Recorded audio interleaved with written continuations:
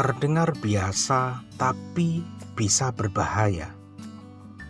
Orang yang tak berpengalaman percaya kepada setiap perkataan, tetapi orang yang bijak memperhatikan langkahnya.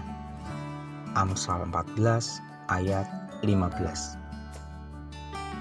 Dahulu, Budi adalah seorang pekerja keras yang berdedikasi dalam pekerjaannya. Dia bekerja di sebuah toko elektronik di kota Surabaya. Suatu ketika, seorang teman bertanya kepadanya, "Berapa gajimu sebulan kerja di toko itu?" Dia pun menjawab, 2 juta rupiah. "Cuma 2 juta rupiah? Sedikit sekali ia menghargai keringatmu. Apa cukup untuk memenuhi kebutuhan hidupmu?" Sahut temannya dengan dialek seperti sedang mengejek. Sejak saat itu Budi jadi membenci pekerjaannya. Lalu dia meminta kenaikan gaji kepada pemilik toko. Pemilik toko menolak dan mem-PHK-nya. Dan Budi malah tidak berpenghasilan dan jadi pengangguran. Saat arisan, seorang ibu bertanya kepada Ibu Wati, "Rumahmu ini apa tidak terlalu sempit? Bukankah anak-anakmu banyak?" Rumah yang tadinya terasa lapang sejak saat itu mulai dirasa sempit oleh penghuninya. Ketenangan pun hilang saat keluarga Ibu Wati ini mulai terbelit hutang kala mencoba membeli rumah besar dengan cara kredit ke bank. Sementara penghasilannya masih tergolong pas-pasan. Dari kedua kisah ini, kita bisa belajar 2 hal.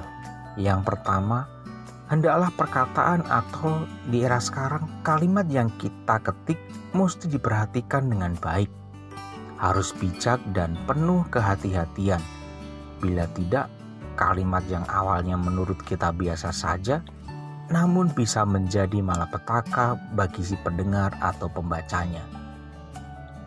Amsal 16 ayat 24 berkata, "Perkataan yang menyenangkan adalah seperti sarang madu, manis bagi hati dan obat bagi tulang-tulang." Jadi, belajarlah untuk menjadi pribadi yang bisa bertutur kata atau menuliskan kata-kata dengan manis. Jika tidak, kita sudah menjadi alat setan untuk menghancurkan kehidupan seseorang. Yang kedua, sebagai penerima pesan, entah sebagai pendengar atau pembaca sebuah kalimat dari orang lain, jangan mudah mengonsumsinya mentah-mentah. Artinya, harus bisa kita olah dengan matang sehingga tidak akan menjerumuskan kehidupan kita kelak. Ayat bacaan kita menasihati kita supaya tidak mudah terhasut oleh setiap pesan yang masuk, tetapi menjadi bijaklah dalam berespon supaya setiap langkah yang kita ambil tidak akan menghancurkan masa depan kita. Pada akhirnya, segala sesuatu yang masuk dalam pikiran kita harus kita olah dengan kebenaran firman-Nya. Dari sanalah kita akan mendapatkan hikmat dan tuntunan dalam setiap keputusan-keputusan kita. Ayo, baca firman Tuhan dan renungkan setiap saat agar hidup kita semakin bijak. Amin.